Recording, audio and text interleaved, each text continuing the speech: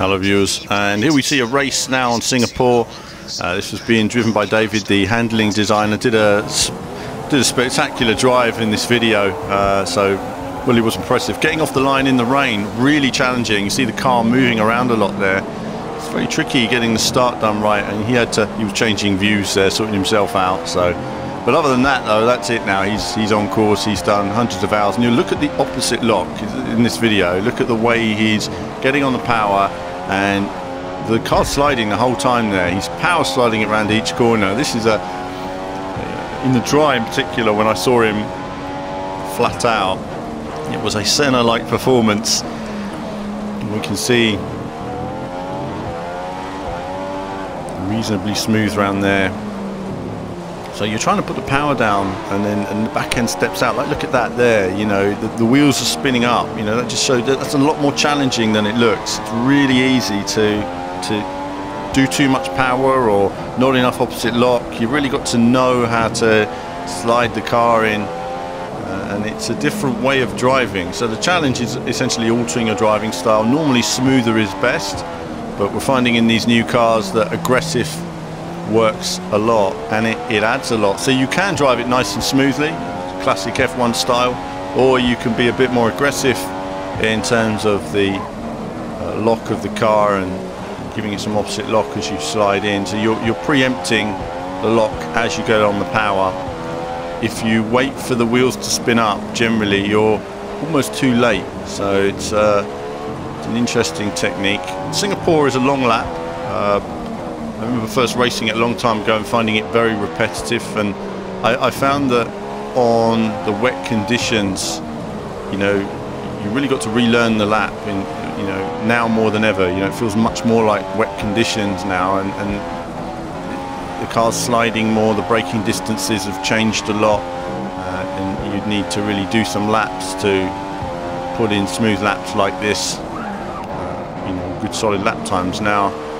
David is an expert. Obviously he's been working on it for some years and he's done hundreds of hours playing it, and so he was able to really go flat out and show how it was done. This is on the hard setting. He plays it on Legend all the time, so really we should have put it on Legend for this race. But either way, I think it's pretty representative. It's Lewis Hamilton in a Mercedes, miles ahead of everybody, and that's basically between him and Nico this year. That's basically the way it is for the Mercedes team. Strong year as ever for them. We'll see if the changes in the rules make it more competitive for racing drivers as you get some opposite lock again there. I mean, I'm just trying to stress the challenge in that kind of skill to get it round every corner and get those opposite locks. That's a real reaction test.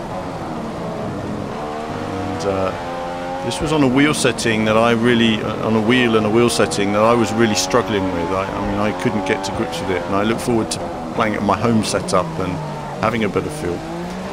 On the testing I did, I've not played with the controller, but I played with two different wheels. And I can tell you that I personally found the T300 really nice to control. I mean, it was way better, and it just felt so intuitive, you know. And I'm told the Fanatec wheel is also very good as well in terms of the feeling and feedback. So, you know, the Club Sport. So it's good to see, you know, Codemasters working on the wheels.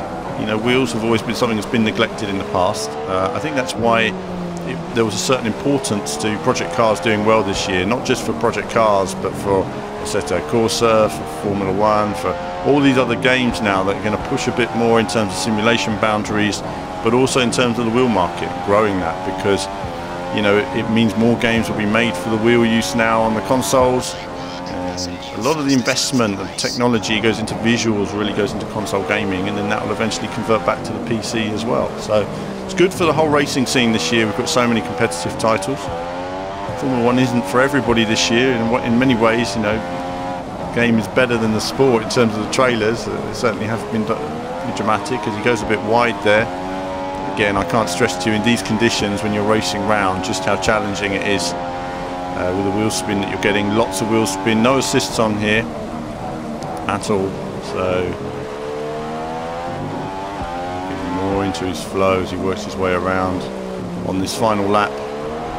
Right away, look at the opposite lock there again. You know, the wheel was all the way around when he's driving it out the corner. It was really impressive to see. I wish I could have filmed it just to show his inputs and sort of the approach you're going to need to driving it to really max out your speed. A lot more technical this time. So yeah, I look forward to seeing all of your feedback. Obviously the game's going to be out in a week, so less than a week from now the game will be out and you'll all be playing it and giving me your feedback. I look forward to hearing some of that. Frame rate, as you can see, I mean, this video has run at 60 frames throughout. There's been no problem at all on this. Tyres knocking up a little bit at the front there, a bit late on the brakes, but manages to make it to the corner. Visuals look great, lots of detail.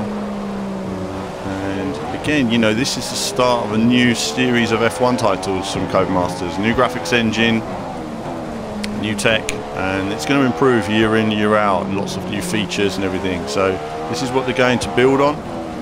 They started off with the core racing.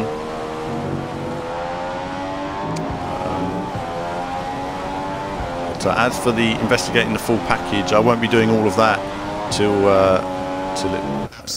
we get the final game. But that was the end of that race. Great run there. Lewis on the podium, good result for him. And you'll also be able to check out the multicam video, which is going to be coming up on the channel as well. So do check that out, and there'll be more from me very soon.